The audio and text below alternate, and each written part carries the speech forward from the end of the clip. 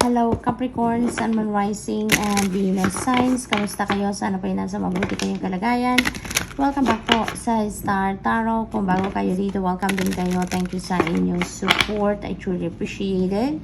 God bless you all. Tingnan natin ang mga messages ni Capricorn. Unang mensahe po ninyo ay Snake. Ayan, so pay attention to your intuition at all times, Capricorn, because you are divinely guided at this time. Maraming downloads, maraming intuitive messages ang maaring pinapadala sa inyo ngayon ng divine universe in order for you to be guided sa kung ano man ang mga circumstances that you are going to navigate at this time. So what else for Capricorn? We have Lover's energy. Some of you dito may be entering a new love and romantic relationship. Maybe ang iba sa inyo, now is the period wherein you will be meeting your soulmate, your twin flame, your potential na maging jowa, boyfriend or girlfriend, or even asawa. Diba? Maaaring ganun din ang ganap dito for some of you. Parang this is bond between two people. This is meeting of two kindred spirits dito, Capricorn. So good luck sa inyo dyan. What else? We have flowers. Ayan. So be generous.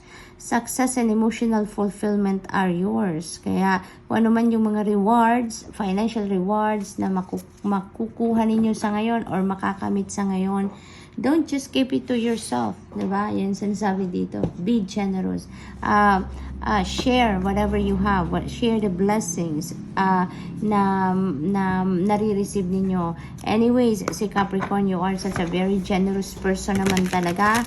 Natural yan para sa sarili ninyo. Kaya parang hindi nyo na nga ito kailangan na reminder na to sa inyo because normally talaga nag-share naman kayo. Normally naman talaga nagbibigay kayo. Diba? Kung anong meron kayo, nagbibigay kayo. Kaya sa ngayon, because of your generosity then, because of the success na makakamit ninyo sa ngayon in some areas of life, yung emotional fulfillment ay nandyan. Yung happiness ay nandyan. Kaya good luck sa inyo, Capricorn. Courage. Ayan. So, you may need to activate your courage and your inner strength around this time.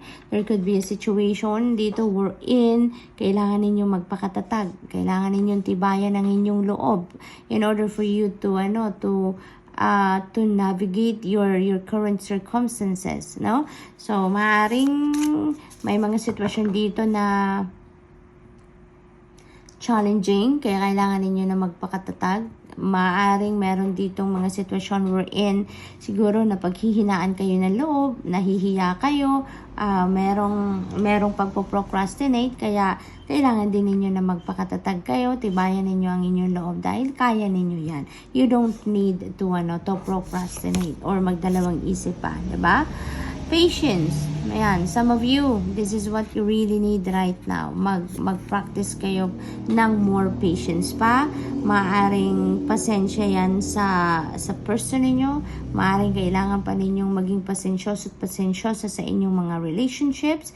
Maaring ganun din ang sitwasyon dito.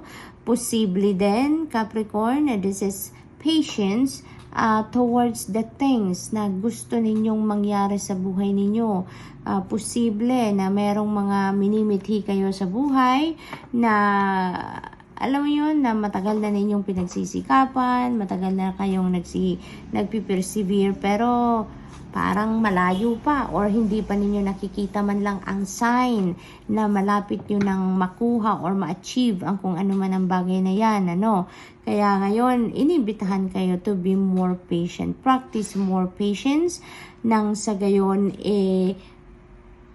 mag-flow lang ng smoothly kung ano ang dapat na mangyayari, di ba? Kasi the more that we insist, the more na extra effort tayo at nagpipili tayo ng kung ano yung gusto natin, di ba? Sometimes mas lalong lumalayo kung ano man yung gusto nating ma-attract towards us, mas lalong lumalayo. Kaya practice patience, okay? And while you are patiently waiting for something to happen or for whatever that is that you want to manifest in your life, listen to your intuition, no? Diba? Meron tayong intuition card.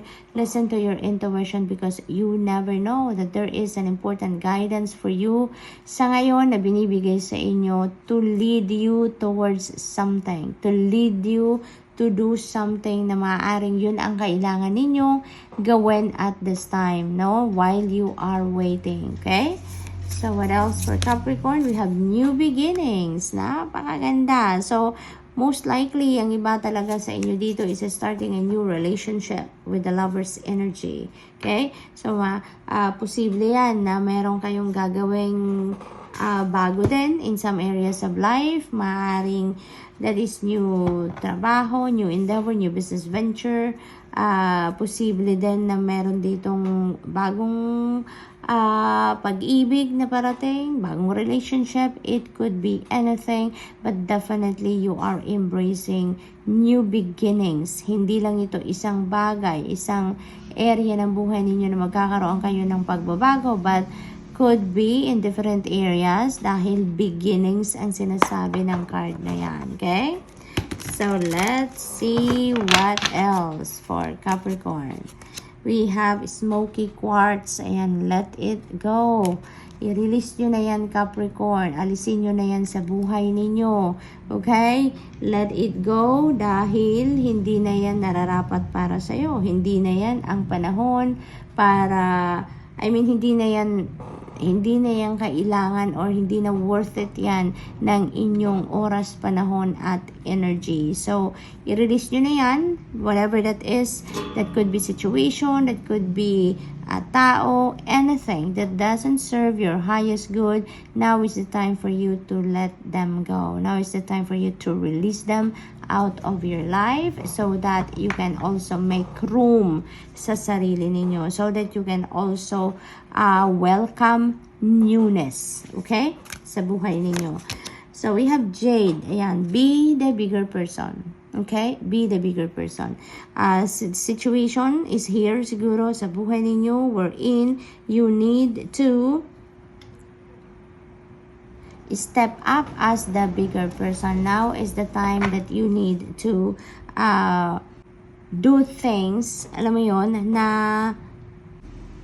kailangan nyo siguro muna na magpakumbaba. Kailangan nyo siguro dito na kayo muna yung mag-display ng inyong emotional maturity, yung gano'n, ano. Maybe that is what is being asked of you sa inyong sitwasyon sa ngayon.